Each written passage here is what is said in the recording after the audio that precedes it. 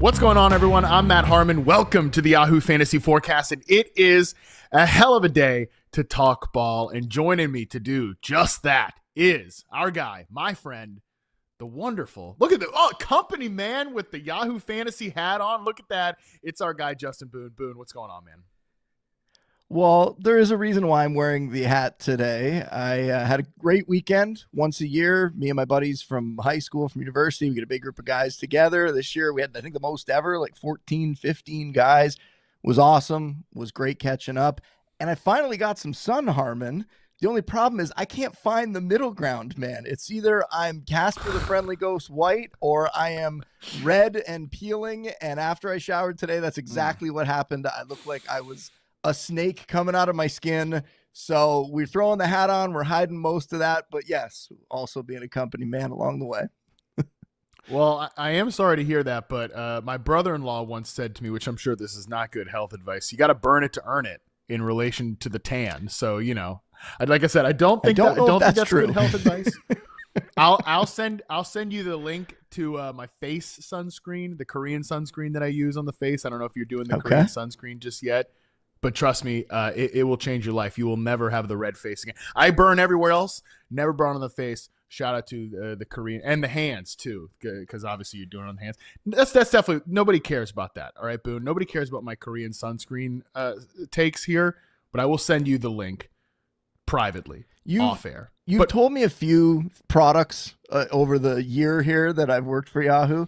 You've told me a few products, and I normally just go, oh, whatever, Harmon, whatever. I think I do not need to start listening to you because it might solve a few problems that I've had over the year. I don't know a lot about everything, but I know a lot about a little. Okay, so like the skincare stuff, thanks to my wife exclusively, I do know a lot about the skincare stuff.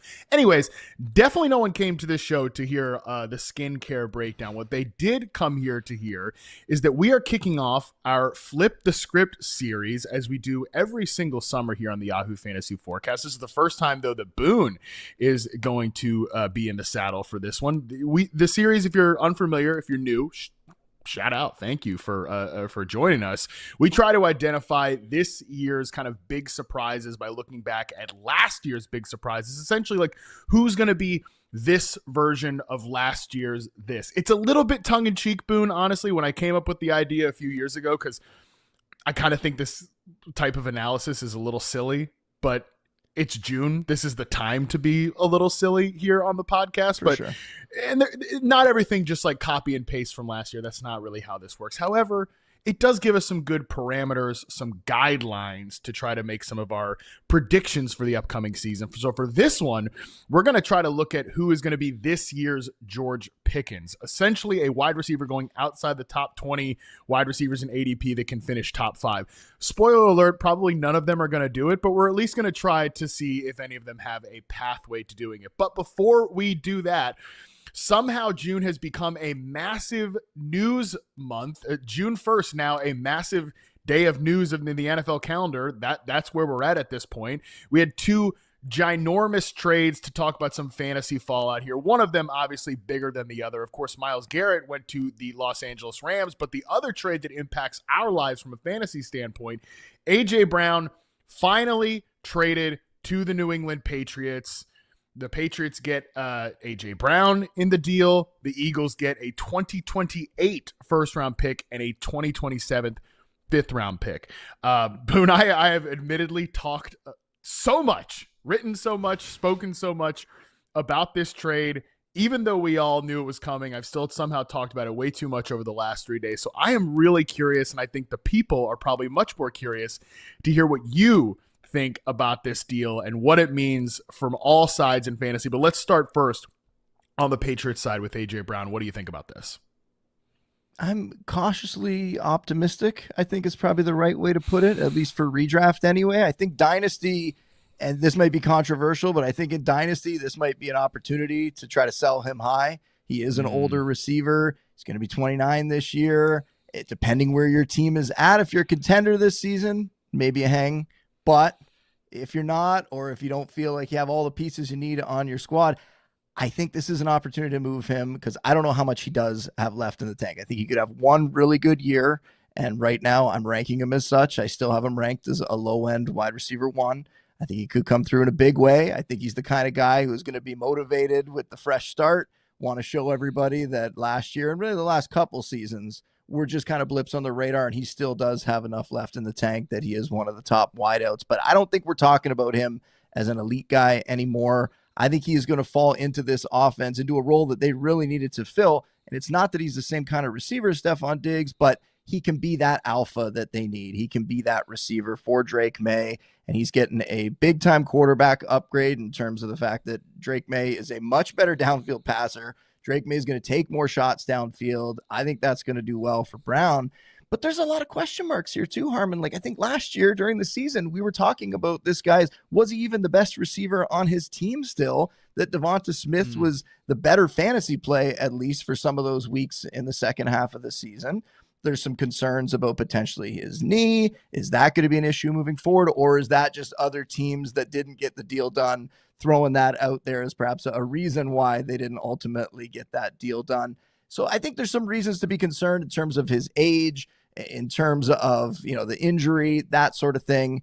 But he's going to get a lot of volume in this offense. And like I said, I do still think he has enough left in the tank to step in there and put up really good numbers. I think it's unfortunate for the rest of the pass catchers in New England, because I think Romeo Doubs, I did not have high hopes.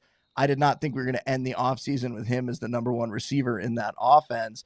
But this just pushes him back down to the role that we have been used to him serving in Green Bay, right, with the Packers. And that's a wide receiver 4 flex, kind of a boomer bust type guy. He'll have his games where he finds the end zone a couple times, but week to week, not really going to be that excited to have him in my lineup as a consistent starter. So I think, and past that, there's not much in this receiver core other than Hunter Henry, who himself is kind of like a high-end tight end too. So in terms of all those guys, I'm not really interested in them for fantasy. I will draft A.J. Brown, and I don't know if we want to jump to the Eagles stuff, but I kind of like Devonta Smith a little better this year, Harmon. I don't know if that's a controversial take or not, but I would rather draft Devonta Smith, especially because he's going about a round later in ADP than Brown is. Yeah, let's put a pin in the Devonta Smith thing because I want to come back to that for sure. But just to kind of jump back at the very part of where you ended it there with the New England Patriots was, I think they have a lot of collection of interesting receivers and pass catchers and offensive weapons here. But yeah, they didn't have like one main guy, right? And in theory, that is what AJ Brown should be. And look, like I said, we've known this trade was coming for a long time. My rankings and my dynasty rankings, my redraft rankings have reflected the fact that Devonta Smith was going to be the Eagles wide receiver 1 and AJ Brown was going to be the Patriots wide receiver 1. Like we've known this was coming for a minute now. So yeah. I don't think there should be some like massive market shift one way or another, because this has pretty much been set in stone for quite some time. I like the way that you began this with, like, it really matters on your expectations for A.J. Brown. I don't think that the Patriots are expecting to get peak prime A.J. Brown. I don't think that we should expect to see peak prime A.J. Brown with the New England Patriots. If that was the case, they would have traded like a first and a third, and there wouldn't be some of these, medical concerns, right? And when I say that we don't expect peak prime A.J. Brown, like Boone, peak prime A.J. Brown is a top 3 receiver in the NFL. That's who he's been. Correct. over basically the on balance of his entire career. From 2020 to 2024 in reception perception, Brown averaged a 78.9% success rate versus man coverage and an 83% success rate versus press. If you're not familiar with RP numbers, those are like legitimately elite. Even 2024, he led the NFL, all players I charted, in success rate versus man coverage.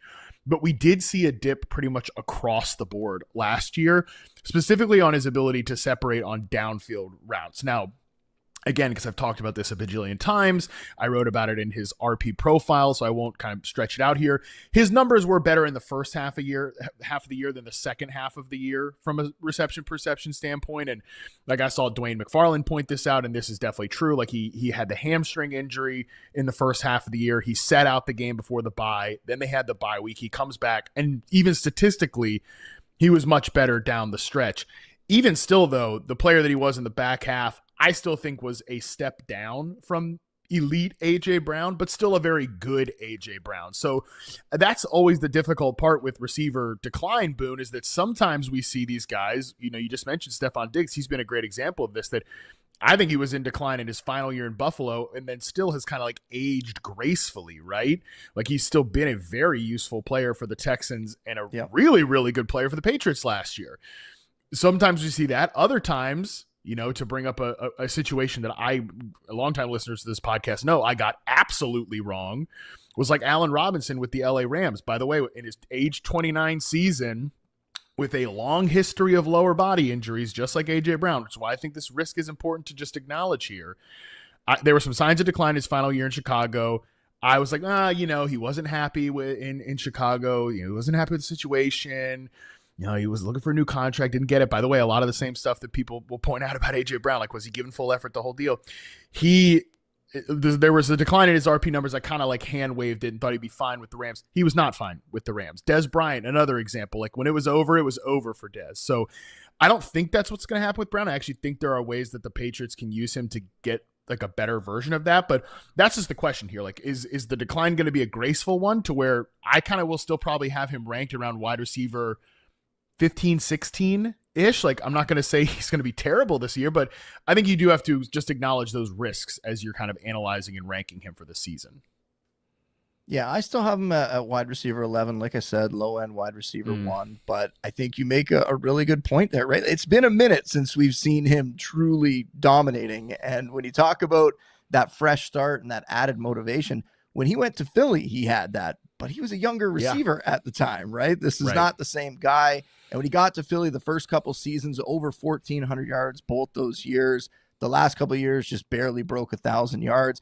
We've seen him have 7 touchdowns. Each of the last 3 seasons hasn't eclipsed that mark. He's the kind of guy that I think should be scoring double-digit touchdowns every year. So you don't love to see that. Now, could that completely change with the Patriots and getting an upgraded quarterback and all that stuff?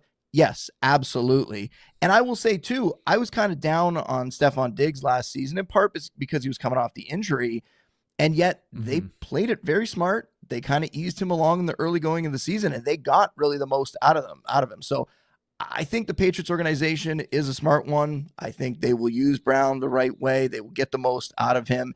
And could he improve on the kind of numbers that Diggs put up last year? Absolutely. Diggs had 4 touchdowns last year. Like, even if Brown comes in and puts up 7 touchdowns, that's going to bump him up. And last year, Diggs was the wide receiver 18 in fantasy points per game from week 4 on. I'm killing those first 3 weeks where they kind of just eased him in a little bit. We're not going to count those because that's just going to bump down his production there. So, yeah, I think this is a good spot for him. I think he does have something left in the tank. And I think he's going to be able to produce for fantasy. But like I said, would I be shocked if as the season goes along, he starts to fade a little bit? Would I be shocked if next year he has a big drop off? Not at all, because I think we're at that point in his career where all those things are coming at some point soon. Just how fast are they going to arrive? Yeah, right. I mean, the Patriots traded a 2028 first round pick. Like, would it be shocking if A.J. Brown is not on the roster when the Eagles are theoretically making that pick? Like, I don't think so, just because of the area of he is in his career. And like Jeff Mueller does a great job on Twitter he's been pointing this out for basically like a year now. A.J. Brown has been dealing with this knee situation for a long time. He had an interview A.J. Brown did after they won the Super Bowl where he talked about like he was getting that thing drained twice a week before every game in the year that they won the Super Bowl. So like that is, again, these are the things that can push a receiver closer to the cliff than like it kind of it should seem. And again, he's only 29 years old. Like theoretically you should have a long way to go, but some of these bigger body, like power based receivers, I know that's why the Rams were concerned. As you said, it could just be like they're putting that out there because they didn't get the trade done, the whole deal, but whatever. Last point just on this, you mentioned like using him right. And I do think the Diggs thing is instructive here because Diggs for the Patriots last year was like a slot Z based receiver.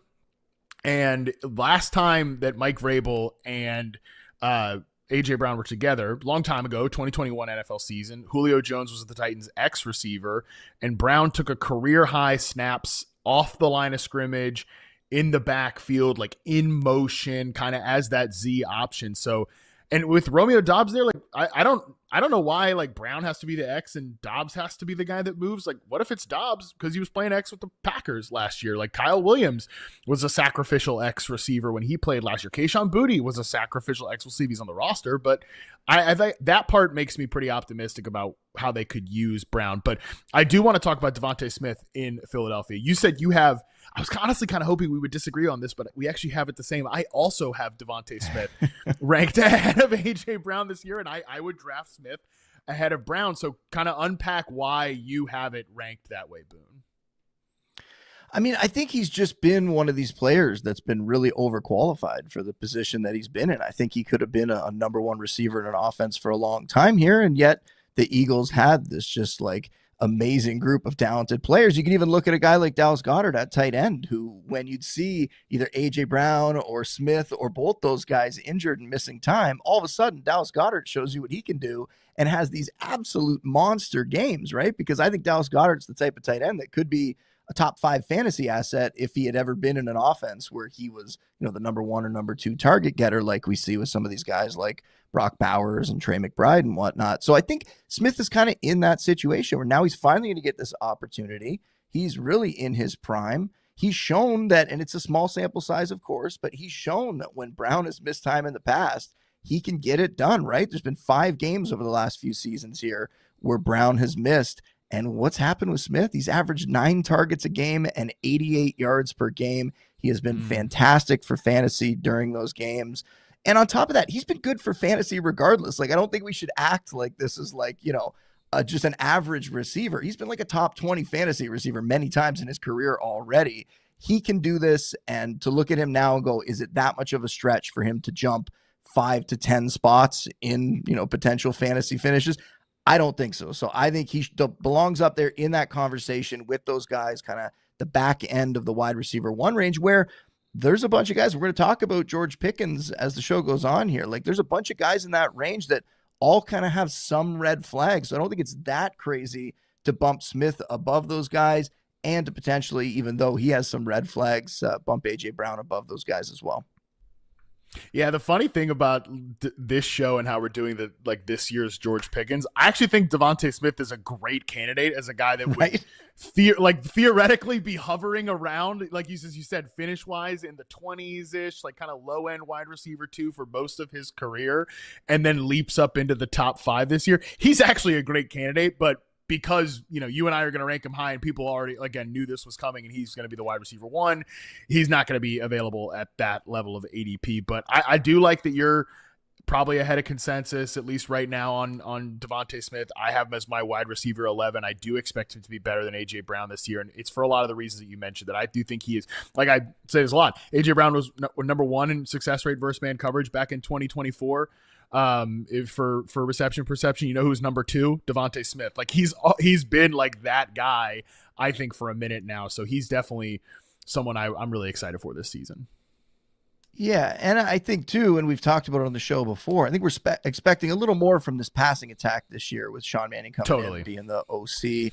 I think the passing attack is going to get a little upgrade, so you're combining Brown moving out of the way and that passing attack potentially getting a little better. And some of his competition, while I really like Mekhi Lemon, I really like Eli Stowers, we're not sure how fast those guys are going to step into these roles and really be major contributors, right? I think that they're both going to be really good players, but we see already, right? Mekhi Lemon missing some OTAs. He's got, I believe, a hamstring issue, and it's not that he can't be healthy for training camp and pick up from there and start the season strong, but we've often seen when rookies get these injuries in the offseason and the ramp up to their first year, it can delay their progress and it can kind of slow down them becoming the player that they're eventually going to become. And sometimes we don't see that until a month into the season or in the second half of the season. So we know that Devontae Smith is very good. We know that he can be the number 1 in this offense. We've seen him do it in small sample sizes. So yeah, I'm really excited to get him. And on top of the fact, like I mentioned, you're getting him cheaper than A.J. Brown. You're getting him in the 3rd round or a little bit later, which I think is just an excellent value. No question about it. I agree with you. And good point on Mekhi Lemon. Even though these OTAs, I love how Dan Campbell described it at the podium. I believe it was last week. He said, I'm not really too concerned about the pajama party in May. I thought that was great. I had to use it on the show at least once. So shout out to Dan Campbell for that one. But again, the other part just to note is I hate when rookies miss like any time at receiver in the offseason. So not that means, Mekhi Lemon's going to start slow or anything, but just something to monitor. I love that Devontae Smith can live in both worlds, like the old Eagles offense that's a little more static, spread and shred, which is what Jalen Hurts likes to do. He can obviously live in that world, but also if they're going to do like more big in-breaking routes off play action under center stuff is what I imagine Sean Mannion and the crew wants to do. Devontae Smith can crush it in that world too. So yeah, we are going to be a very pro Devontae Smith podcast this offseason. Just on the Rams trading for Myles Garrett really quickly, Boone, I know we're a fantasy podcast, but it's probably the most insane trade maybe in NFL history. I don't mean to be dramatic here, but he's literally the reigning defensive player of the year going to a team that was already the Super Bowl favorite. So I'm not sure that there's like a fantasy fallout here from this one, other than the Browns defense is probably going to be worse than it usually is without Myles Garrett, which maybe brings more passing volume to these guys over there. I don't know if you've had any thoughts on this, but I just at least wanted to give you a chance to riff on it because it is an insane trade. So any quick thoughts on this? I think we were already expecting the passing attack to be a little bit better just because of some of the upgraded weapons that they're going to have there. So I don't want to double count that. I don't want to overcount that stuff too much and start to expect that the Browns passing attack is going to be unreal in any way. I think just giving them a little upgrade in the projections is more than enough, and we'll factor in the better talent and the defensive change obviously there. I think for me, the only real takeaway here is you're going to want that Rams defense, right? I've moved them up to the defense number 3, basically in competition with the Seahawks for the second defense spot, at the Texans number 1. But the other interesting thing here is the talk that, hey, if Aaron Donald comes back, even if Aaron Donald comes back and just, plays third downs or something like that, if that happens, now this is the best defense, and this is right up there with the Texans, and this is going to be a unit that you absolutely have to go get. And maybe we even draft a little bit higher than I normally recommend. When I always say don't take a defense until the last round or two, maybe we would actually spend up and get that defense, because it would be an unbelievable group at that point. But no, not too much to take away from this one, other than the fact that I kind of think just this made sense for both teams. I don't think Garrett was happy in Cleveland. Like, I think, he signs the deal. They don't make that big step. I don't think he wanted to spend the rest of his career in that, perpetual rebuilding phase. So he gets out of there. He goes to a contender, and Cleveland gets a chance to use some of those picks and get a pretty good player in return, where now maybe they can fill some of those holes and start to move in the right direction. Yeah, I think that's right on essentially everything you said there. I said this on Football 301 with Nate Tice yesterday, that I thought this was such a win-win trade for both sides. So really makes a lot of sense there. Lastly, Odell Beckham Jr. signed with the New York Giants. The Giants also signed Braxton. Stop laughing, Boone. Come on. Braxton Berrios also signed with the team. Juju Smith-Schuster signed with the team. My one thing just on OBJ, look, I have no idea what he's going to do this year. I will just always say, I mean, he is one of the biggest what-if stories in NFL history. His start to his career was unbelievably unreal.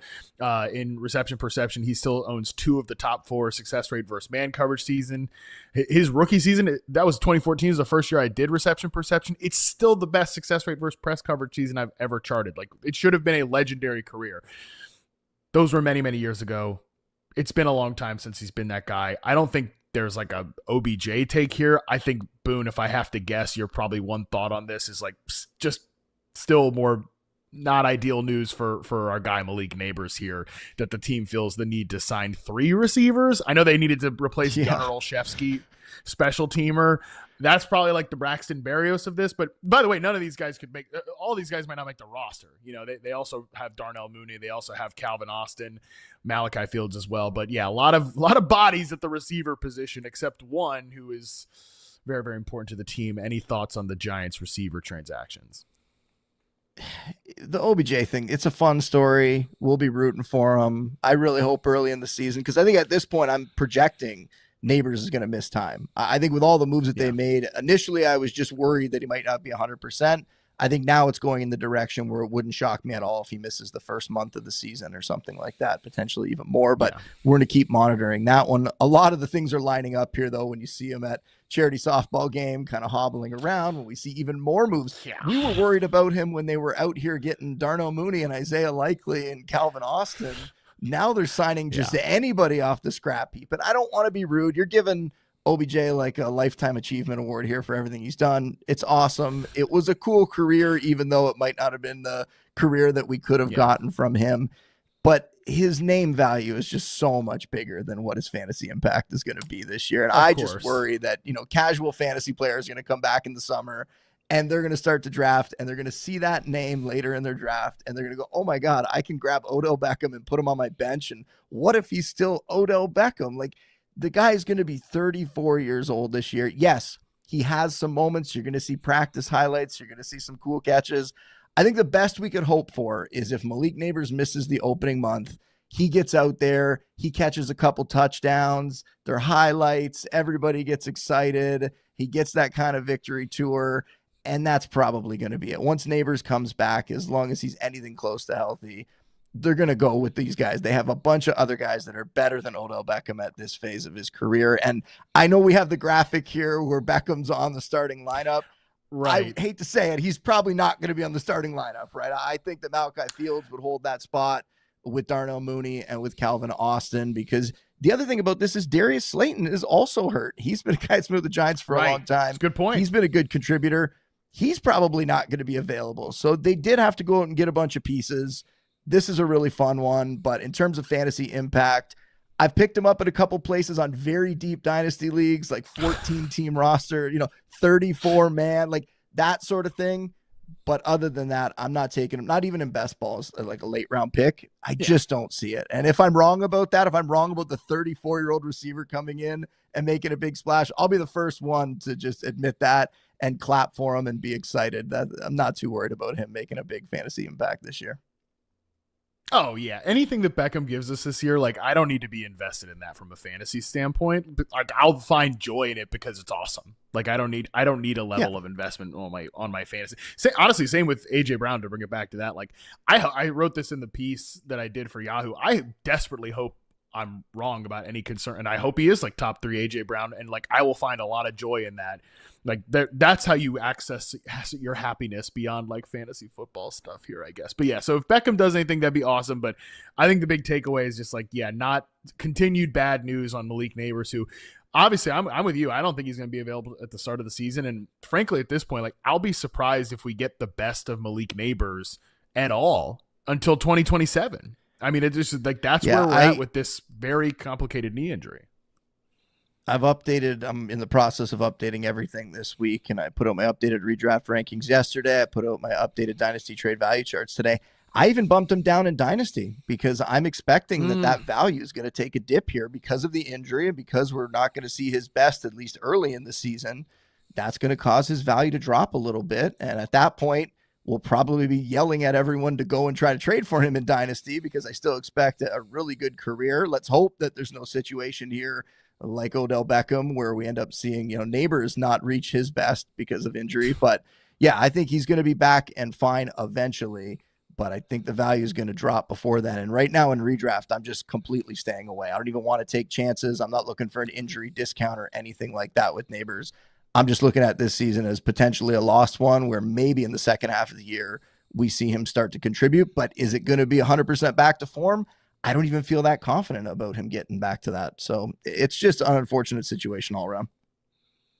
Yeah, 3 for 3 on like receiver takes here that I'm like desperately hope I'm wrong about, but I completely agree with basically everything you said there, that I don't even know that there is a spot right now where it makes sense to target Neighbors at this point, outside of maybe best ball where you don't have to manage the rosters, but even that it's pretty tough. There's just a lot of good receivers out there right now. All right, we are going to take our first quick break, and speaking of good receivers, on the other side of it, we're going to decide who's this year's George Pickens. We'll get into that right after this.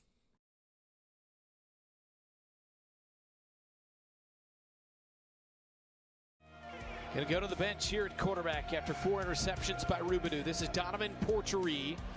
Played for Duke City last year, and he flips it out. Jefferson all the way to the end zone for the touchdown. So he hits the quick strike to Jefferson near side, and Jefferson goes all the way across the field and gets to the end zone, and just like that, 1-of-1 and a touchdown for Porchery off the bench. 9th receiving touchdown of the year for Jefferson. I mean, yeah, everyone loves to bring up all the pressure and tell me about the pressure, and I'm used to it. I've lived like this for quite some time now. For me, I just try to do my best to live in the moment. I wouldn't trade what I do for the world, so this is exactly where I want to be, and I just try to take it head on and enjoy every experience. I got a wonderful team and family behind me, and that's all that really matters.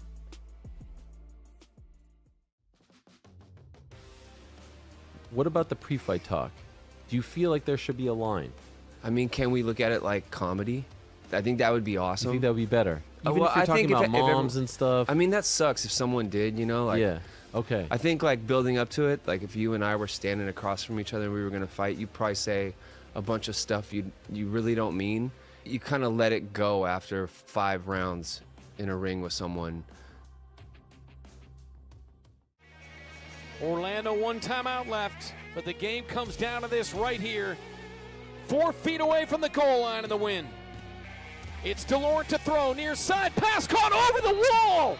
That's a touchdown. He caught it over the wall. Touchdown from Touchdown, Orlando! A walk-off win.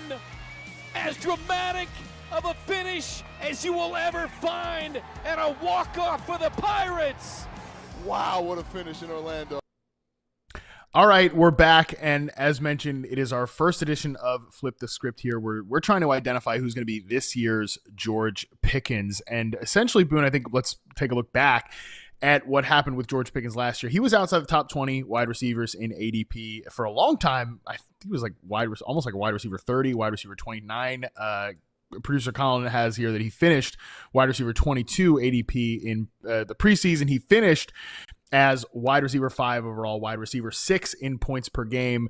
I will say he was the guy I had in my blueprint piece as the player I wanted in every single draft. I thought that he was a very easy target at wide receiver 22. I certainly did not see him finishing as wide receiver 5. Okay, let's be real here. I thought he was a great target there. Didn't think he was going to finish at wide receiver 5. There's a couple variables to consider. The first of which that we should admit is that CeeDee Lamb missing time obviously helped George Pickens push into the top 5 overall receivers. He was good regardless, but I had the stats included here for the 12 games that CeeDee Lamb played more than 45% of the snaps. That was weeks 1 and 2, and then 7 to 17. You can toss out week 18 because that was like a goofball thing. CeeDee Lamb led the team with a 26% target share. George Pickens was 22%. They were both around 13 points per game in those contests. The 4 games that CeeDee Lamb missed or played fewer than 45% of the snaps, Pickens had a 24% target share. Jake Ferguson actually was the big loser when Lamb was active because he went from a 23% target share without Lamb to 15%. And Pickens averaged 21 points per game in those contests. So that's a big part of why he jumped all the way to wide receiver 5. But that will kind of inform some of my analysis for some of these players. But yeah, George Pickens, that was a big part of why he was so great last year. I'm glad you mentioned that because, in the 4 weeks that Lamb missed there, Pickens was the number 1 scoring fantasy receiver. Just absolutely obliterated it out there. Was so good for fantasy. Was still good the rest of the way, right? If you look at once Lamb got back in the lineup in week 7, Pickens was the wide receiver 12 in fantasy points per game the rest of the way. So still good, not necessarily top 5 or top 6, though. But yeah, I feel like this one was fairly easy. And you mentioned it. Pickens was in that group of receivers from round 5 to round 7 that we were just constantly targeting last offseason. And it was pretty straightforward. He was a talented receiver. He was going to a better offense, an offense that was going to throw the ball more than his last destination. He got a huge upgrade at quarterback with Prescott. And then he had Lamb miss some time. And it all came together for him to really show his stuff. Seemed pretty obvious. And now this year, I don't feel the same, Harmon. I still have a lot of worry about him now this season because of the contract issue, because of him not showing up to voluntary OTAs. That's where we start to get into maybe it's the other side of the coin now. Maybe we start to think that, George Pickens might have some issues this year that might bump him down, where last year it was wind at his back all the way. This guy's going to outproduce. I think now we're looking at him and going I'm not quite sure he's going to live up to where he's going in ADP at the moment. Yeah, you definitely have to pay the iron price, to use a Game of Thrones term, to get George Pickens this year. Last year was the great year to target him. I don't know that he's necessarily a full-on fade for me. Obviously, let's see what happens over the course of the offseason in terms of when does he show up, the whole deal. I do, regardless, really like Ryan Flournoy as a late best ball pick right now, because if something crazy happens with Pickens, or even if Lamb misses time again, a couple of the games where the Lions game that Lamb left early, the Jets game, he was absolutely crushing it. So I think he makes sense as a best ball pick. And then I think he has the talent to be like a fringe receiver too if something happens here. But again, regardless, I think Pickens, we have a lot of time to talk about him over the course of the offseason. But you set some really good parameters there for how we can look forward and project to be who is this year's George Pickens. So with that, welcome to our first edition of Flip the Script.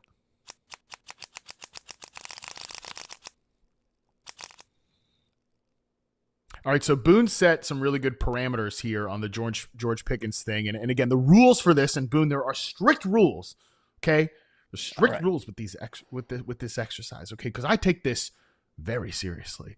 So the parameters here for this particular one is just like Pickens, they have to be going outside the top 20 receivers in current ADP. Can't be going too late because that's like a totally different exercise. I also think that for this guy, there's got to be like a change in circumstances here where, like with George Pickens, obviously big change in circumstances going from the Pittsburgh Steelers offense to the Dallas Cowboys offense, where not only was it a better quarterback, there was going to be way more passing volume because the defense wasn't as good. That's also a part of the story too. The other thing I think that's important, like a kind of a qualitative variable here, is I think this player has to be like a known good player. Right? Like, I think we all knew Pickens was good, but not everybody acknowledged he was like a top 5 receiver. Like, nobody thought like, oh, George Pickens secretly stinks. Like, no, but at that point in his career, he had already kind of broken out with the Steelers, especially his final year there. I thought was really, really good in isolation. But then it's got to be like he's taken the step to producing above expectations. So a couple guys that like didn't make sense to me when we were going over candidates, like Mike Evans is like too good for this exercise, or like Luther Burden, or, he's too unproven, right? So the guy's kind of already had to have broken out a little, but like takes another leap here. So we've got a bunch of different candidates here. We've got DJ Moore, Ladd McConkey, Terry McLaurin, Jamison Williams, Jalen Waddle, Christian Watson, Marvin Harrison Jr. / Michael Wilson. So we will get 3 finalists. We'll vote on the award winner here to be crowned this year's George Pickens. So we have to come to consensus on this, Boone, as well. If not, producer Colin gets to break the tie. I don't know if you realize that Colin has a lot of power in this exercise here. So we will see if we I'm don't just starting to worry, man. Three finalists is going to be tricky. I think there's a lot of guys on these lists that I like, so I'm looking forward to talking them through here. Yeah, there's a lot of really good candidates here. So let's start first with DJ Moore, Buffalo Bills wide receiver. I also think he's kind of pushing it for this exercise because he's so established in his career, but at least want to talk about him here. The new variable, of course, is he's playing for a new team, your team, the Buffalo Bills. Thoughts on DJ Moore as a potential George Pickens candidate? My initial thought is that, and I said this to you already before the show, that ADP seems so strange to me, and I'm going to chalk it up to it's early in the process, and as the summer goes along and we get more people drafting and more mock drafts, we'll start to see that ADP, I think, move a little bit, because in a lot of best ball leagues right now, like he's going off the board after the top 25 receivers. I have him ranked as the wide receiver 28, and I just look at him like a guy that's going to help Buffalo in real life, but not necessarily be that kind of league-winning piece like George Pickens was last year for fantasy. I mean, you look at Moore, he's 29 years old.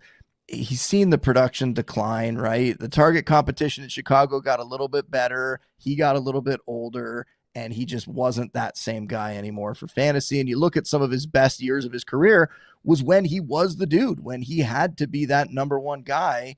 And now in Buffalo, he's going to get that opportunity. So I like him as a wide receiver 3, a wide receiver 3 with wide receiver 2 upside, but he's going to be that league winning piece. I don't think so. He still did show me enough last year, like in the second half of the season, despite the signs of decline, he showed he still has that playmaking ability, had 3 top 7 weekly fantasy finishes down the stretch. So he can still get it done. Won't be as consistent maybe as it used to be. The final stat line won't be as good, but he will have some big weeks. I worry that I think people are expecting a lot more because of what he's accomplished in his career, because now he's getting paired with Josh Allen. I think people are looking at him to be that answer, to be that number one receiver in the same way that Stephon Diggs was in this offense. And I just don't think he's that true alpha guy anymore, but he's still good. I'm not burying him completely. I think he will be a fine fantasy piece, just not somebody that I think you're looking at having that just absolute monster year for you. Yeah, I think that makes a lot of sense here. I don't want to say that like DJ Moore's ADP is lunacy, but like I I mean, wide receiver 20 is so aggressive on DJ Moore. And honestly, I thought his ADP was aggressive last year when he was just like, because remember there was like a gap between him and Rome Odunze and certainly like the rookies last year as well. And it just didn't make a lot of sense to me. I just feel like, and I like DJ a lot. I'm actually still encouraged that he can have a nice year for Buffalo, but I think wide receiver 20 is like paying up for it. And I just do feel like his name value has carried a lot more weight than what he's certainly put in the box score of late. And I even think like what he's put on the field the last couple of years. I like his fit in this offense. I think he can be good, but to me, Boone, he is not one of the guys I'm considering as a possible finalist for this exercise. Yeah, despite what I said before the start of the segment there, that there are a lot of guys on this list that I want to talk up and that I want to consider as candidates, he is not one of them. So I think we can move on. Yeah, we can move on from him. Not a bad pick this year, but I think there's a lot has to go right for him to beat wide receiver 20, and I'm just not 100% convinced that is going to happen. I do think this next guy, Ladd McConkey, wide receiver 21, I think definitely can beat this wide receiver 21 ADP. I'm honestly surprised that it's here. In certain best ball drafts, he goes much higher than this. He should be going much higher than this. I love Ladd McConkey. I just put together his reception perception profile. Very encouraged how that's going to map onto Mike McDaniel's offense. But Boone, where are you at with Ladd McConkey as a potential this year's George Pickens candidate? Very interested, though I almost feel like he's too good for this. And maybe it's because, yes, the ADP is fairly high. He's sort of at the higher end of it.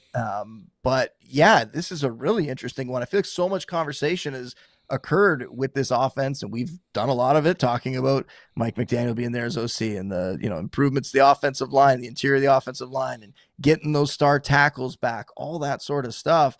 And it's been focused, at least for me, a lot on Omarion Hampton, a lot on Justin Herbert, but McConkey is the clear best receiver in this offense. And you think back to he's only one season removed from that rookie year, 82 catches, over 1,100 yards, 7 touchdowns. That was enough to make him a top 20 fantasy receiver. And it was enough to make some people believe in him so much that they would risk their life by potentially eating a pen. I won't mention any names, but people were very, very strong on this guy for fantasy last year. And I think now it's going to come back around where this potentially is going to be the season where we see him take it to another level. You look at the rest of the pass catching core, and Quentin Johnston is probably also underrated for fantasy right now. I think he could have a really good year. We saw him have some really good stretches last year, and people are just kind of forgetting about him. But there's not a lot of proven guys in this passing attack other than McConkey, and depending how you want to look at Johnston, right? You look at Trey Harris. I really like him as a player, but he's got a long way to go before we're trusting him as a real life or a fantasy asset. You look at Brennan Thompson, very quick player, but he's not going to command a ton of volume, a rookie speedster. Tight end, I think Aronde Gadsden might be a little bit overvalued by people. He had a really good month, and there's some potential there, but now we got David Njoku to also potentially work in and eat some touches there. So I just think you look at this offense and you say, yeah, Omarion Hampton to me is a slam dunk for fantasy. Who's that guy in the passing game? It's Ladd McConkey, and there is a huge ceiling here. I think the only reason that I'm hesitant to make him one of the finalists is I just feel like he's too good. He doesn't deserve to be amongst this group. I feel like he's already established himself, but he's coming off a down year, so I suppose we can't consider him. He had 789 yards last year. It would be a nice bounce back for him to get to, anything George Pickens related. I honestly don't want to really consider him a finalist, Boone, because one, I think he's the easiest bounce back candidate to spot this year. And to me, he fits more in the mold. And I know I'm picking nits on this and, this is just stupid. But I honestly think he fits more in who's going to be this year's Jackson Smith and Jigba title. Exactly. He fits better into that category. The 3rd year leap. Also, so many of the variables that are present here in terms of the team going to heavier personnel packages. Keenan Allen being gone is kind of akin to DK Metcalf being gone here. A big target commander leaves. You go to an offense that's a little bit more conducive to one guy hogging the targets, which that's like one way that Ladd can thrive here. Like we showed the reception perception charts where how much success he has in the dig and out routes. Like that's where JSN was just eaten last year out of these heavy personnel packages. The Chargers added a fullback. They added multiple tight ends here. I do agree with you that Quentin Johnson is underrated in fantasy this year. I actually think like he still gets too bad of a rap for how his rookie season went. Like he's a pretty solid receiver at this point. So I don't think he's like a bad kind of bet, but I don't know that it's like that much more crowded beyond that outside of like interesting role players. But the other out for McConkey, by the way, even if again, I don't think he makes sense as like the George Pickens here. What if Justin Herbert just goes like nuclear this season, right? What if in a super efficient offense, he just throws for, 45 touchdowns or something like that, has a, fringe MVP. I know people are like, oh, Justin Herbert, he doesn't win the playoffs. He's dating a pop star, whatever. Sure. But okay. Like if he just goes crazy this year from a touchdown standpoint, that's another way that like Ladd can really thrive. Yeah, I wrote a dynasty buys last week, and normally you're looking at guys who are like buy lows, but I wrote up Herbert as a buy high. Like I still don't think he's valued correctly in terms of what he could potentially be with the way the scenario is set up for him this year and all the changes and the positive changes that have happened there. I also think there's been some quotes recently from Mike McDaniel about how they want to get the ball out quick this year. Who does that favor? That favors McConkey, right? That could be another way that he's just getting a ton of volume. So yes, I think it all just lines up for McConkey being someone that we are absolutely in on for fantasy, but who maybe it feels weird to name him a George Pickens type for this season, just because I think he's too good and maybe almost like too obvious for this. Yeah, if we were doing it this year's Jackson Smith and Jigba, even though I don't think he has like maybe that ceiling because that's like just too aggressive. I think that McConkey makes sense for that, but I feel like we kind of did that segment 15 times over the course of the offseason already. So if you'd like that, go check out those segments there. Okay, so that's where Ladd's going to fall into. But we will consider some more candidates for this year's George Pickens. We will get into those guys right after this.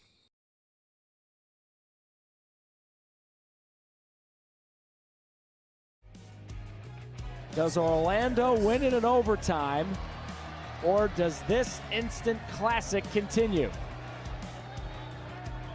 Deep drop and throw, end zone, Thomas Owens. That's an Orlando overtime winner.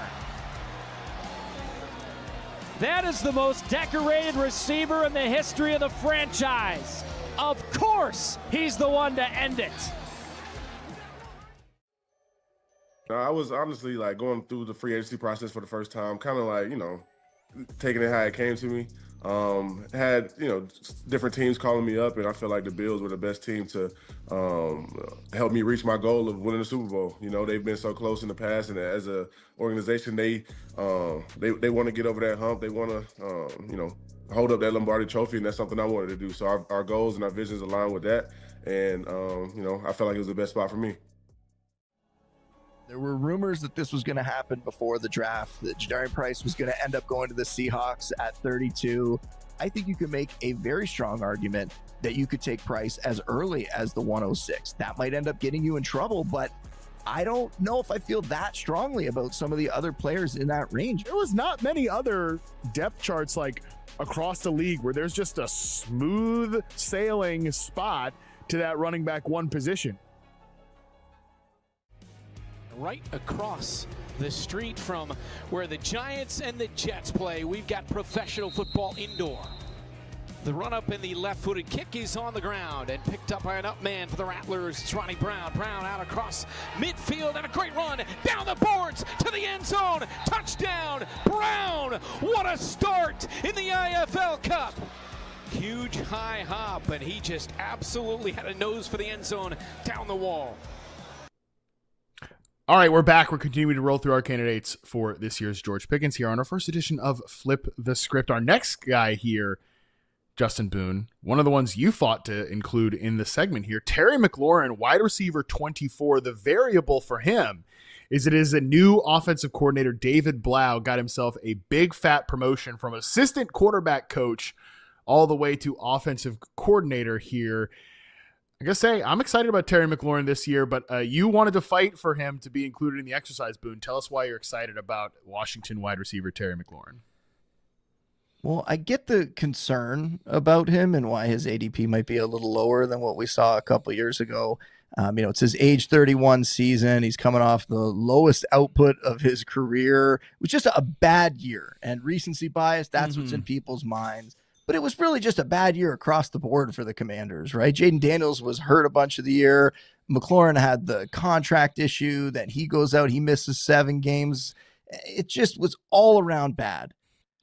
But everything's looking up in my mind now, right? He doesn't have a ton of target competition there. I really like Antonio Williams. I really like Chigakonkwo. These guys are more like sleepers for redraft. These aren't proven commodities. We have Deebo Samuel. He's out of the picture now. We have Zach Ertz. He's out of the picture now. We have a new offense there that I think is going to be really exciting. David Blau talking about moving Terry McLaurin around the formation. I know a lot of new coaches come in and say that sort of thing, and it doesn't happen. But we've also seen this happen on a bunch of teams now. We know the NFL is a copycat league. I think there's no reason why they wouldn't do this.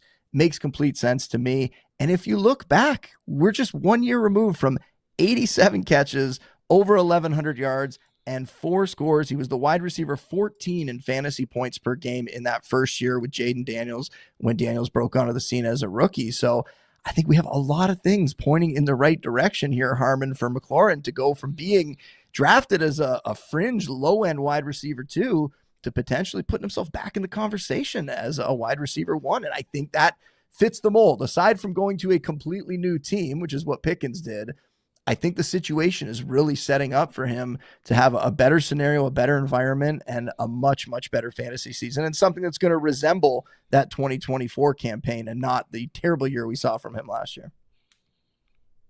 Truly, my only pushback to you on this is like, are we sure Terry McLaurin is not too good for this exercise, right? Like, he had a wide receiver 14 finish. You mentioned it. Bunch of touchdowns in 2024. And yeah, the only reason he fell back last year, I would agree, is it obviously his injuries, Jaden Daniels' injuries, but also just like it was going to be a down year for Terry McLaurin because he's one of these contract holdouts. Like, we've just seen this now at the wide receiver position. There's just with these guys who this happens, which by the way, we talked about George Pickens. It's at least, I guess, worth, considering, like, is he going to be one of these guys too? Yeah, it's problematic, Boone. So my only, I want to keep talking about Terry McLaurin. But my only question is just like, do you think he might be too good to be included here? I will accept that. There are 4 guys left that I think deserve to be finalists. We're only picking 3 of them. So if you want to veto this one, I will allow it. But kind of like Ladd McConkey, we could walk away from this one saying that, at the round 4 or 5 turn for McLaurin right now and what he could potentially be in this offense this year, another slam dunk pick, another guy that everyone should be targeting for fantasy. And where you're getting him, he doesn't have to be your wide receiver 1.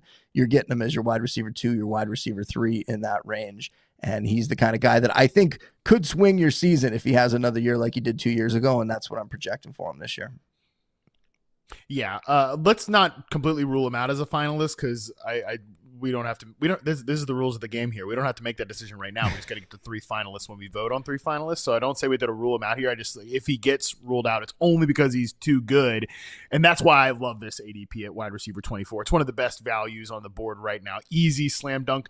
Again, the only concern for him would be injuries to him, injuries to his quarterback. And he has a sneaky older receiver, but I don't think we saw signs of decline last year. And you mentioned this, Boone, like, David Blau saying he's going to move him around more. And yes, all new coaches say that, but he is going to move him around more because nobody moves their receivers around less than Cliff Kingsbury. Like, and this is not, obviously this is what I track. I put this out there's more guys in the database now, but I put this out for my skewed alignment prospect article on reception perception. At the time, this was like mid-April. I have 535 NFL player seasons in the full history reception perception database. Just 4 of them have taken more than 70% of their snaps from one outside receiver alignment. Those 4 player seasons, 2021 DeAndre Hopkins, 2020 DeAndre Hopkins, 2015 Nelson Aguilar, and 2024 Terry McLaurin. 3 of those are Cliff Kingsbury seasons. I haven't even charted Terry McLaurin for 2025 yet. I bet you he's going to be in that same bucket. So, yeah, Terry's going to move around more. He's going to get more advantageous matchups. He should be able to consolidate targets. He has a good proven quarterback.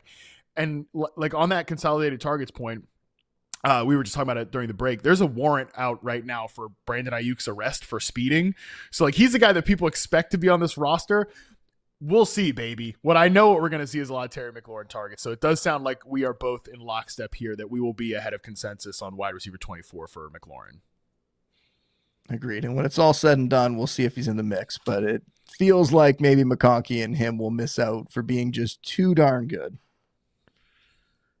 Yes, I would agree with that. But let's get to our next candidate here, and that is Jameson Williams, wide receiver 24. Wide receiver 26 ADP. His variable is a new offensive coordinator, the great Drew Petzing, one of the many fantasy boogeymen across the internet. But yeah, he's got a new offensive coordinator. It's kind of, I don't know if it's the greatest variable in the world. I like Petzing, but I wouldn't say like, oh, it's that big of a change because Dan Campbell is going to be kind of the same offense. But talk to me about your thoughts on Jameson Williams here. This is one that I don't think people are paying enough attention to. Maybe I'm wrong. Maybe I'm just not dialed in with where the public perception is on him, but it feels like him going at wide receiver 26 is a very nice value and puts him definitely in the running to be the guy here as the next George Pickens, even though, yes, not that much has changed, but we're allowing him to be in the conversation here. I remember when he came out, a lot of people saw the speed and they thought, okay, this guy's a deep threat. And I remember writing him up at the time before the draft and saying, like, no, there's a lot more to his game. He is not just a deep threat. And he had the weird, the injury coming at the end of his college season and, his final college season. And then he doesn't really have much of a rookie year. So it was like a weird start to his pro career. But last year, we really started to see it from him. He finished as the wide receiver 18 in fantasy points per game on the year. But in the second half of the season, after the Lions week 8 bye, the wide receiver 9, he was averaging 14 fantasy points per game, more than 14 per game. And I'm cheating a little bit there because Amon-Ra St. Brown, he had a game where he missed the majority. He was banged up. So that's factoring in a little. But James did average more than Amon-Ra St. Brown during that final stretch in terms of fantasy points per game. So, yeah, he kind of already showed. It was only for half a season, but he showed he could be a top 10 receiver, same way that Pickens did it over the course of a full year, right? He showed that he could do it. And I see no reason why that couldn't happen again, or at least he comes close to it. All it might take is just Amon-Ra St. Brown to be a little nicked up, but that's exactly what we saw for Pickens last year and Lamb. So I think this is a really good one. And regardless, another guy that I think people should be targeting because he's shown us a pretty good ceiling here as a wide receiver too. And you're getting him at a wide receiver 3 value in drafts right now. Yeah, I like this one a lot, and I actually think this makes a ton of sense as a candidate here. Like we know very much George Pickens wise, like we know he's good. We know he is a volatile player. Pickens was obviously like kind of that volatile X receiver type with the Pittsburgh Steelers. He was very much just like pure X receiver with the Dallas Cowboys, but even for Jameson Williams, like you just laid it out perfectly there. He is a very volatile player. The first and second half splits kind of show that he's going to be up and down. But what if you just lean into one of those seasons where he's running pure all season long? I think that's totally possible.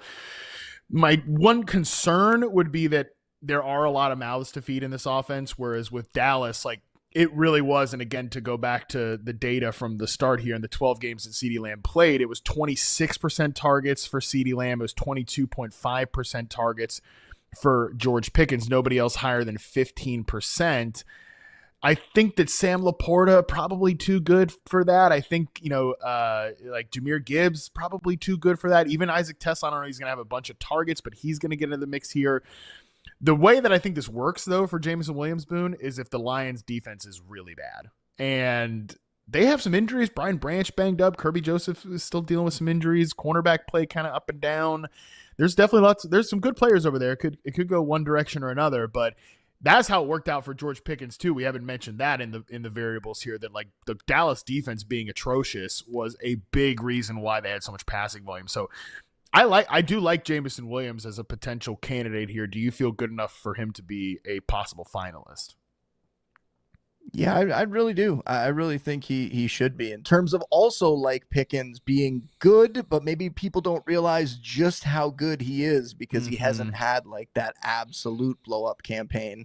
And really all it might take is Amon-Ra St. Brown to miss a decent chunk of games, and we could see him do it.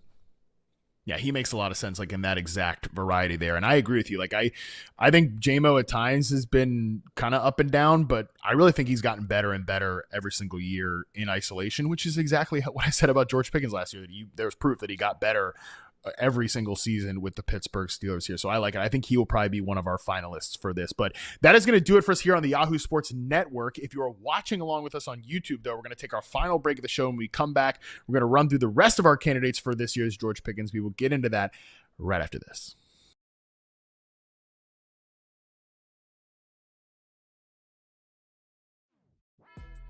Why is it still difficult for the U.S., especially the U.S. men's national team, to sort of be this bigger power? I think there's two things. One, you can't price out the working class from games, and it covers every culture, every demographic. Also, you have to inspire, right? You need a product on the field that makes people want to go spend that money to watch you play, right? And so I think that's the two things that you're kind of dancing with. What's that like for you as a weapon to see different coaches come in and figure out how to best utilize those weapons? What's that been like for you? It's been great. You know, just working for guys like that now under Matt. They're just guys that, like, you want to play for. You get to see, like, how all of these great minds think. It's allowing me to learn. It's, like, keeping me on my toes and allowing me to just develop as a football player mentally.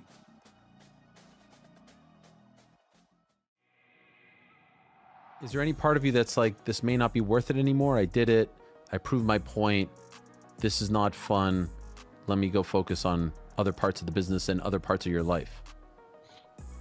Yeah, those thoughts have definitely come up. But I'm not done. Like, I can just feel it in my spirit, in my soul, my heart that I have more fights left and unfinished business in my mind.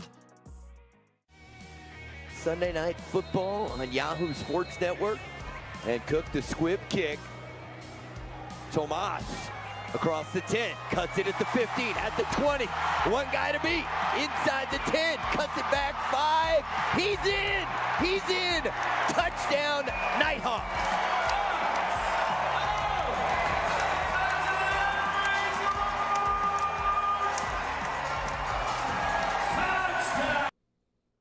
All right, we're back. We're continuing to roll through our candidates for who is going to be this year's George Pickens, and we've got a few more to run through here before we vote on the finalists. This next one, Boone, I got to say, I think might be my early favorite, and that is Jalen Waddle. New team, obviously, is the new variable, and the ADP, like, I was like, do we got to give producer Colin a drug test? Like, is he, this can't be correct, this ADP put on here, but no, verified per internet sources. Wide receiver 27 ADP for Jalen Waddle. Dude, I'm way higher than consensus on Jalen Waddle. Where do you have him ranked? Like, where are you at with Waddle? Because to me, I was like, this is crazy, but maybe I'm the crazy one. So where are you at with Waddle? I have him ranked. I was trying to look up the specific ranking because I don't know it off the top of my head. I know I have him as a low-end wide receiver 2. How high did I move him up in my latest update? Wide receiver 21 is where I have him. So significantly higher than this. And I don't want to spoil the end of the show, but I think there's a good chance that he is going to be the winner when we finish it off. He's been really productive. And we talk about like a player who's talented, who maybe people don't realize just how good he is. Waddle also fits that mix, right? And he's coming out of a situation where you can question the quarterback play. You can question, who else he's playing with. There's a lot of things going on in Miami that kind of caused things to go south last year and in the last couple of years. And now he's going to a better offense. He's going to an offense that's going to throw the ball a ton. Bo Nix led the league last year in pass attempts, so there's going to be volume there. And he's stepping in as the number one guy, right? He doesn't have to deal with a CeeDee Lamb type. He doesn't even need Cortland Sutton to get injured or miss time. He could just step in, be that guy, take over, and have a huge fantasy season and be a fantasy wide receiver 1. So I think you have to be very excited about him as a guy who's already shown us he can produce, right? Over 1,000 yards in each of his first 3 seasons, over 900 yards and 6 touchdowns on that bad Miami team last year. So still had some production despite kind of everything going poorly there. And yeah, entering his prime, turning 28 this year. I really, really like him, Harmon. I like him for fantasy. I like him as potentially the next George Pickens. I want to get a lot of shares of Waddle on my teams this year. Well, not that you would use my rankings because you're the rankings guy here, Justin Boone. But if you're using my ranking, let me tell you what, you're getting Jalen Waddle. I have him as wide receiver 12 this year. Wow, you don't have okay. to. You don't have to. Obviously, don't draft him at wide receiver 12, but I want you to get Jalen Waddle, which is why I've ranked him this high. I think there's a couple different things going on here that why I think he fits so perfectly into this exercise. Because one, the changing variable going to Bo Nix, who, as you mentioned, led the NFL in pass attempts last year, is just so significant. The 2025 Dolphins ranked 32nd in plays per game, 31st in seconds per play, and 30th in neutral dropback rate. Like, not only was there questionable quarterback play, and you can think whatever you want about Bo Nix, but as long as he's healthy, which I guess is something to at least consider, there's been some mixed reports on the ankle and everything like that. That's definitely not something to just yada yada here. But yeah, there is a clear quarterback upgrade from what was going on in Miami last year, but also the volume upgrade is massive too. The Broncos were 5th in plays per game last year, 12th in seconds per play, and 6th in neutral dropback rate. So it wasn't even just like, oh yeah, they led the NFL in pass attempts because they were in a lot of these like overtime, fourth quarter, weird game scripts, but they were trying to throw that football a lot. And the other part of it is, yeah, man, I agree with you. Like Waddle, people clearly don't realize how good he is for him to be wide receiver 27 in ADP. I mean, for one, he was awesome in reception per reception last year, 77th percentile success rate versus man, 81st against press, despite the fact that he played just a lot of X receiver, which he's not going to do here in Denver because of the presence of Courtland Sutton. But even like efficiency wise, he's 8th in first downs per route run with wide receivers of 200 plus routes last year, 12th in yards per route run, 11th in successful plays per. Like, he's a highly efficient wide receiver. Obviously a good player is Jalen Waddle. I think he could be great if things break right in Denver. And yeah, Courtland Sutton's great, and he's gonna stay in his role. I think these other guys are like interesting role players, not like target commanders when you look at the Pat Bryants, Troy Franklins of the world, etc.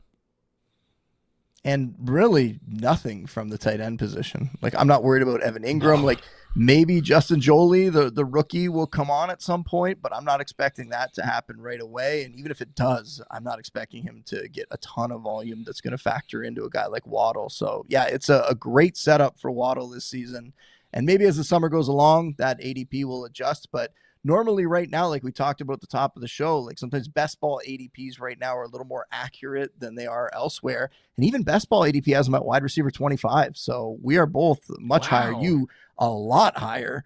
But I love hearing that because I definitely think there's a chance and a path for him to do that. And it doesn't require a lot of, bells and whistles and jumping through hoops like we're talking about with some of these other guys for it to happen. It could just naturally be. He ends up being the wide receiver 1 on his team, and that makes him a wide receiver 1 for fantasy. So very excited about him this year. Yeah. I mean, very much like George Pickens last year, I said he was the guy I want in every single draft. I want to get Jalen Waddle in every single draft. So put that on a quote graphic. There's some positive news here for you from me on Jalen Waddle. Okay, next one here. Christian Watson, wide receiver 30. I'll admit we are sort of kind of cheating the variable on this because it's the same quarterback, it's the same team. But I do think it's a pretty significant variable here, Boone, that for the first time in a minute, the Packers wide receiver room is not this big cluster of guys, right? Like Dontavian Wicks moves on, Romeo Doubs moves on. I think there's a chance we could have a pretty clear-cut 3-receiver set of Christian Watson, Jaden Reed, and Matthew Golden, and then obviously Tucker Kraft at tight end. Where are you at with Christian Watson, and do you think he makes sense for an exercise like this? I really like him, have him ranked much higher than this, but I kind of look at him and I say, like, didn't he just do it last year? He was the wide receiver 16 in fantasy points per game. Like, he wasn't far off. He finally had that season where he didn't get hurt, where he was able to just come out and show us what he could do for a very long stretch. And boom, there it is. He is that guy. He has that upside. He has the splash plays. He has that affinity for the red zone. It's all there. For him, it's really just a matter of staying healthy. So that's kind of why I look at him and say, on top of the fact that not that much has changed other than a couple teammates being gone, it feels like we're cheating a little too much making him one of the guys. But if we're talking about somebody who is being drafted much, much later than where they could actually finish and who has a chance to crack that top 12, he's in the conversation for sure. Yeah, I really like him as a potential candidate here, but I agree we're kind of cheating a little bit because of the variables, but I don't think people are counting that enough with all of these Packers receivers, really, that it's not going to be this big rotation. You know, we talked about this last week that like Josh Jacobs' situation is one to monitor, of course. I just kind of think they might throw the ball a little bit more this year anyways. Like, I'm not sure how good the defense is going to be. Jonathan Gannon, Micah Parsons is banged up, obviously coming into the season. Again, if Josh Jacobs misses time for whatever reason, like, can they really establish the run with like Chris Brooks, Marshawn Lloyd, and, you know, maybe some street free agent that they add? I don't know, man. I feel like there's just a chance that there might be more both raw volume and like target consolidation opportunities for this team. And when we just look at this room, I really like Jayden Reed. I've been a longtime fan of Jayden Reed, but I personally think he can play in 2 receiver sets, but the Packers have just never done it. I still want to draft Jayden Reed as wide receiver 41, but he would be roadblocked in that scenario. I don't know if you have a strong take on Matthew Golden. I don't, honestly, really. So to me, Watson's just the guy that if someone's going to really I think Reed has the talent to explode, and I want that on the record. But Agreed. I think just like what we have with the usage for Watson and what he showed last year, I think he's got the talent and the opportunity if somebody's going to explode from this wide receiver room. But I am curious your thoughts on that and Matthew Golden. Golden, I haven't taken much of. I think where they're being drafted, it makes sense to grab pieces of everybody in that passing attack. But for sure, Watson and Reed seem to be the 2 more obvious candidates. And Reed, we've also seen him do it. We haven't seen him do it for a full season. We've seen him do it for more stretches. But he's had high-end fantasy output for big stretches of time, going back to even his rookie season, right? So he's a guy that it just needs to click there. He just needs to get a little more playing time. And all of a sudden, we could talk about him being somebody that is an automatic fantasy starter. And I mean, I have the stats. Like, we could go back. You look at that rookie year, wide receiver 23 as a rookie, scored 10 total touchdowns, had 119 yards on the ground, and he was only playing 56% of the Packers snaps that year, and he got that done. The next year he comes back, he starts really strong. He was averaging wide receiver 14 fantasy stats through the first 9 games in 2024, increased the playing time to 66% of the snaps that year. And then after the week 10 bye that season, his numbers just completely fell off. And I can't remember whether it was injury related or usage or what the reason was, but his numbers just completely changed at that point. So yes, he has shown it before. He's shown it for stretches. I'd love to see him get the opportunity to do more. And he's somebody else that I'm definitely targeting in drafts, but Watson has fully proven it more recently. And he seems like the most obvious one to be that number 1 guy in the offense. I'm not that worried about Golden being anything more than sort of a boomer bust type and more of a contributor in the offense, even though he was a first-round pick. I just didn't see much from him last year, Harmon, that gives me a lot of faith that he's going to come on this year. Yeah, I don't think he was awful last year in isolation. Like, his reception perception profile, like, it wasn't, oh my God, this guy can't play. It was just like fine. It was okay, which means like maybe he can take a leap to next season and be even better than that. That's obviously totally possible, but we didn't get like enough from him, I think, just watching him. Now, maybe he has a more clear role this year. He's a little healthier. That's totally possible. But to me, yeah, I would prioritize it. Watson. And to me, I think Reed could outscore Watson.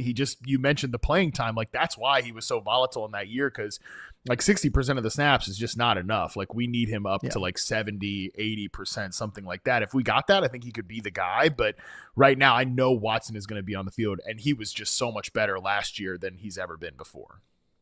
And Tucker Kraft is putting out all kinds of clips of his rehab, and it looks good. And we think that he'll be out there this year, but that could be the other variable. I think you briefly touched on it, right? Like the idea that if Tucker Kraft isn't himself at the start of the season, there's another way that we could see even more going to the receivers and another sort of change that might help us justify Watson being one of the finalists potentially. Yeah, and the answer could just be draft Tucker Kraft again. Like, I think that could be the answer to the wide receiver question in quagmire. I'm sure you and Tyson and I will be doing that, no doubt. I would say so. I'm still iron grip on my Tucker Kraft dynasty team. That is 100% the case here. All right, last one group to consider here. I think Watson may be a fringe finalist for us, but we'll consider that when we get to it. But last group to consider here, this is kind of a little bit of a duo. Marvin Harrison Jr. / Michael Wilson, essentially the Cardinals wide receivers. Marvin Harrison Jr., wide receiver 32 in ADP. Michael Wilson, wide receiver 40. I will admit that I wanted to include these guys because I've got something to just rant about here, and I'm apologizing in advance to Boone and the entire audience. But before I get that off my chest and whatever, Boone, please tell me, what do you think about the Cardinals wide receivers as potential finalists for this year's George Pickens type of situation? I don't think they really belong in the conversation, to be honest. I would be shocked if one of these guys ends up being the guy who ends up being the George Pickens this year. I've said my piece on the show about them before, that I wonder if the injury situation went a different way, and if we saw Michael Wilson get hurt, whether it would have been Marvin Harrison Jr. that absolutely exploded in the second half of the season with Jacoby Brissett just throwing the ball all around the yard. But it's totally different this year, right? We have a new coaching staff coming in. We have a new offense. That changes things. We presumably will have better health, so we could see Trey McBride and Marvin Harrison Jr.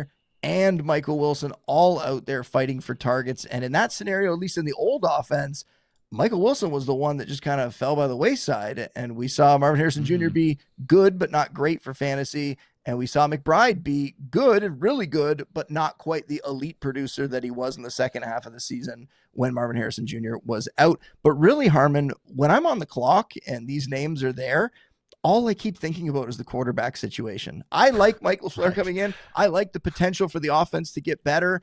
And yet I just keep picturing watching games on Sunday or any day of the week, because the NFL basically has games every single day of the week now moving forward.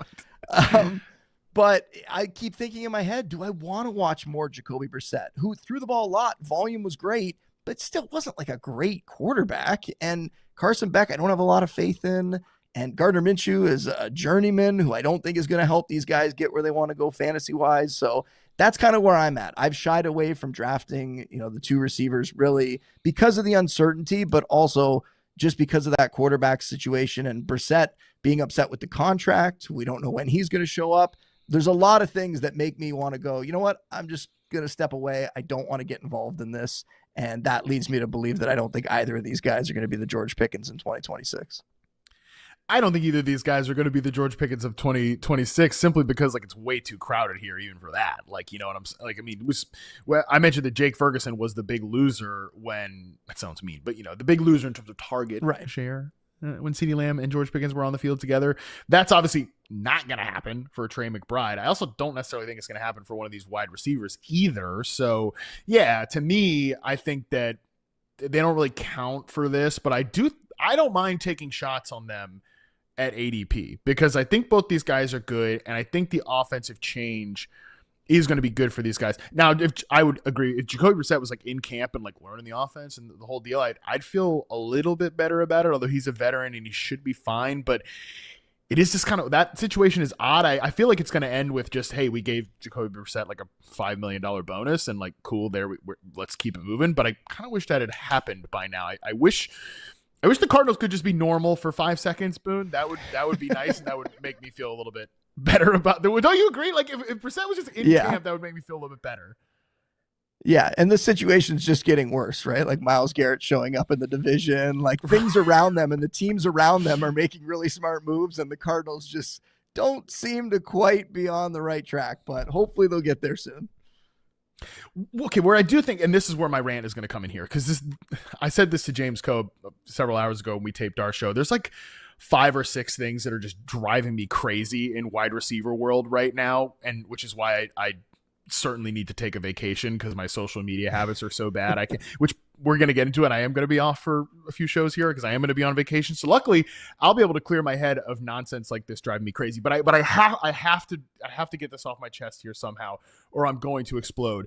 Yesterday it was driving me crazy, Boone, watching the quotes get aggregated about Mike LaFleur says that Marvin Harrison Jr. is in the Devontae Adams role and Puka Nacua, that's Michael Wilson's role.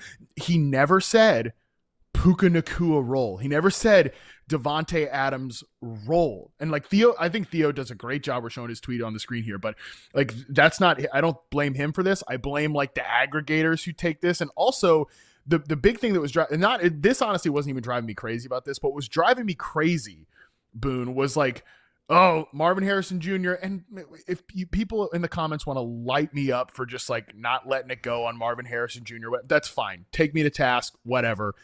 That's cool.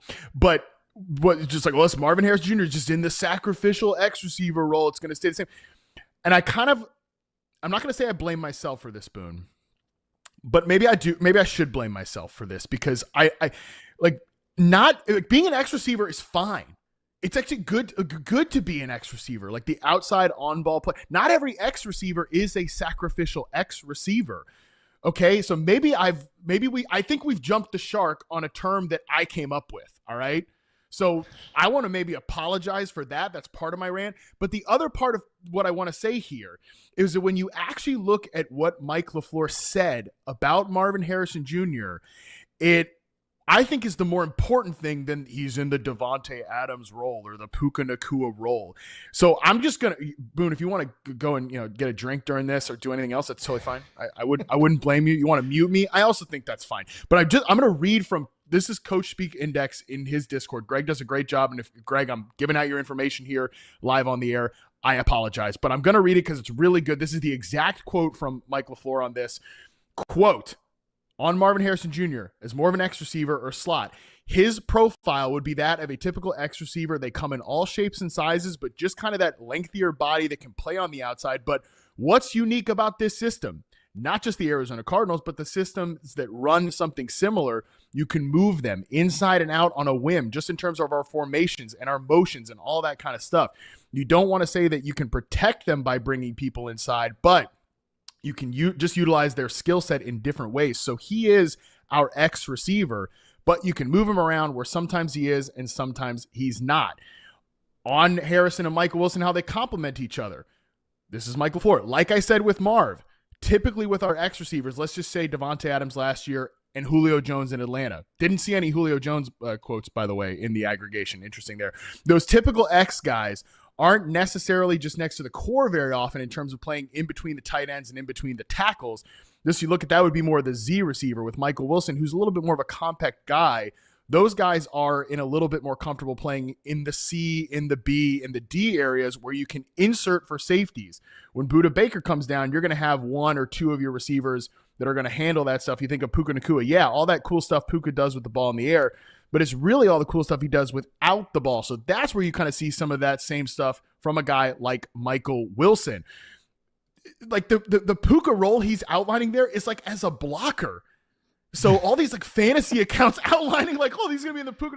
It's insanity to me. And the key thing there, back to the Marvin Harrison Jr. part of this, and I do apologize, but I gotta get this off my chest or I'm going to lose it.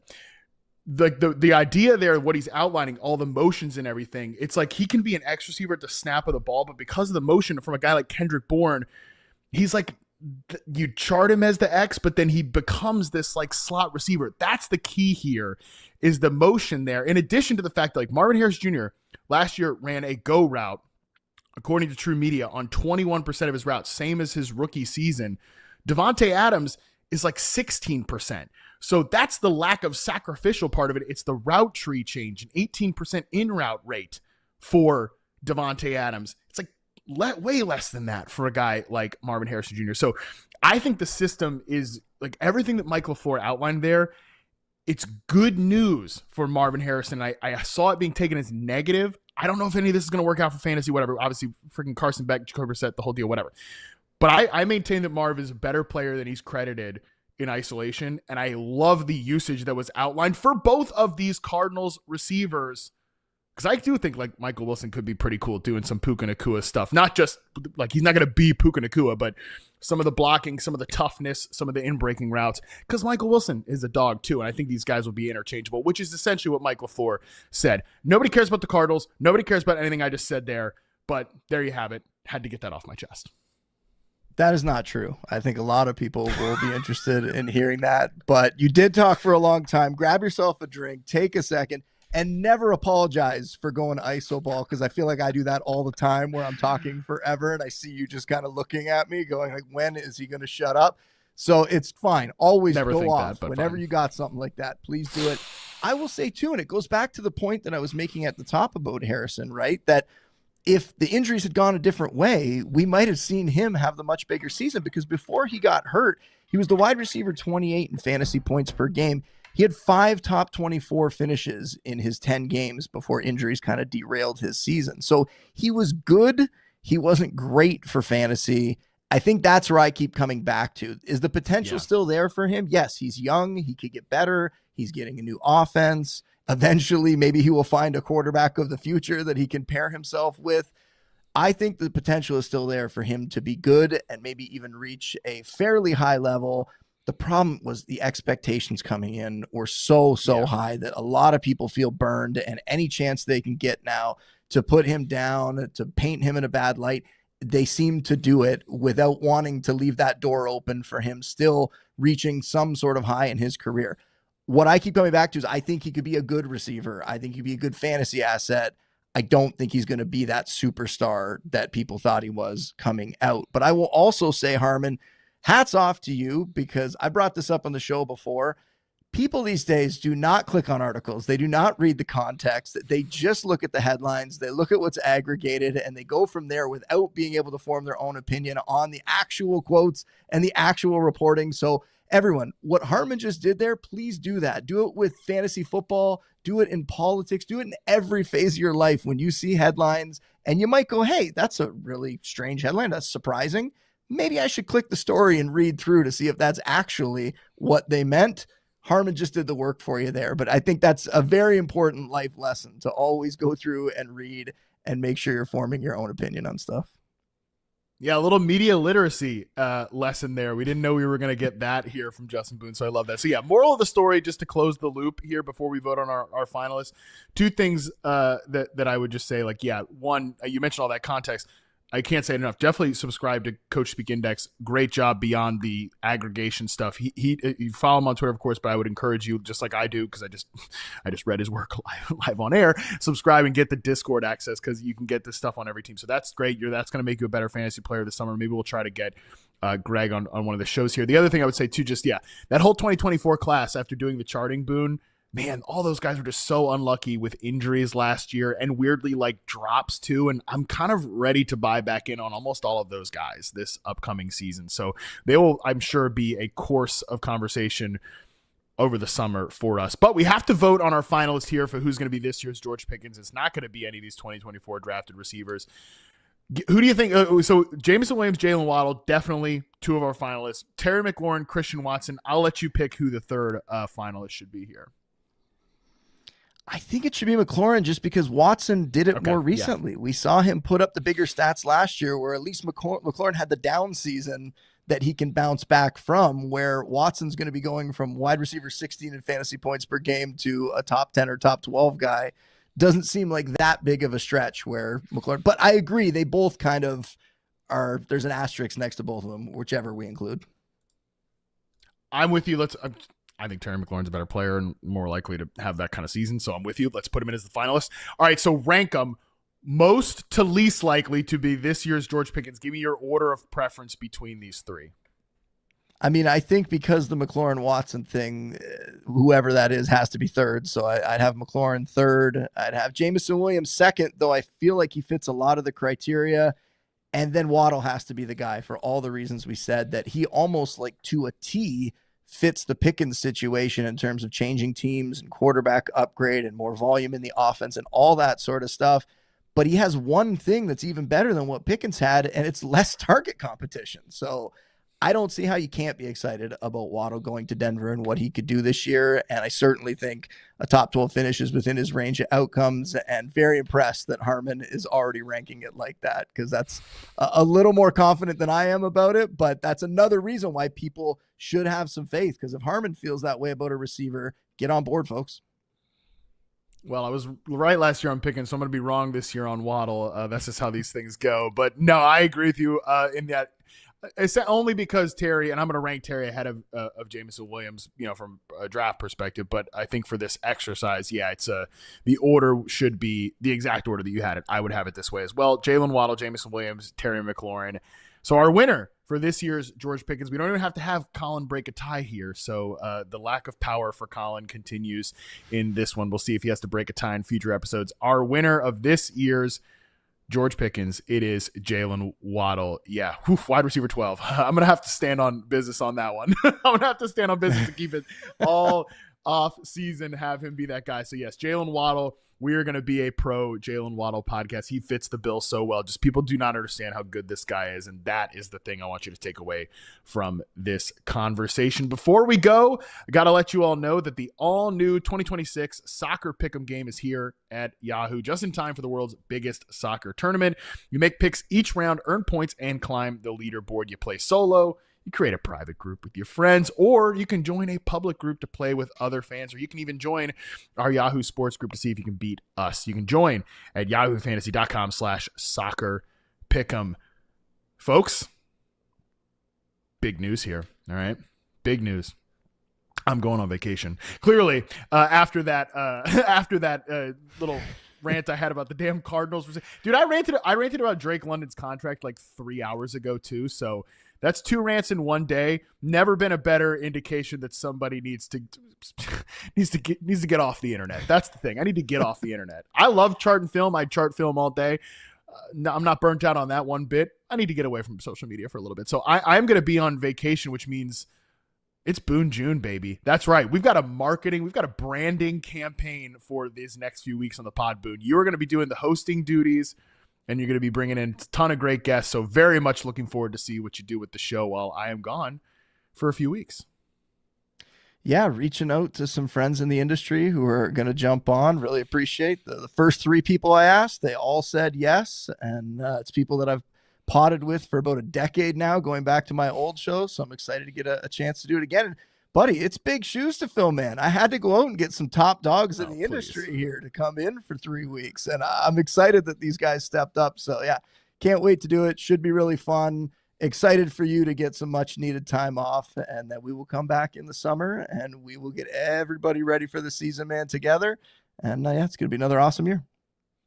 It's going to be another awesome year, no question. The question really during Boone June, the question for the Boone Brigade, your fan base is, are these shows going to be like 15 minutes long? Because that's the feedback that we get from the old Boone fans. This pod is too long. We hate it. It's too long. Way too long. So the question is, are you going to be is Colin going to let you have like a 15 to 20 minute pod? That's the real question here. I don't think we're going to be able to shorten them. If I had it my way, dude, my wedding ceremony, I was like, people do hour-long wedding ceremonies. My wedding ceremony was like 10, 15 minutes. I told the minister, let's shorten it right down. Let's get the basics. Let's get through it. And let's get to the ceremony and the fun, or let's get to the reception and the fun part, right? That's how it should be. But yeah, for this one, we're going to spend plenty of time, especially because the great guests we have coming on. We want to pick their brains and see what they think going into the season. So we'll get a good chance to do that. Yeah, I love it. It's going to be great, and I'm happy to take some time off, even happier that we've got a great guy like Boone here to host the show in my absence. But yes, I'm going to be gone for the next few weeks. I'm going to be in Portugal and Spain on vacation with my wife, little other things going on too, so very much looking forward to that. If you got any recs, by the way, hit me up on Twitter. Let me know what I should be doing in Portugal and Spain, what to check out while I'm over there. A lot of different places, so very much looking forward to it. But in the meantime, this show is going to be back next Wednesday for Boone June. I mean, my God, what a great title for the pod while I'm away. Boone June begins. Until then, we are out.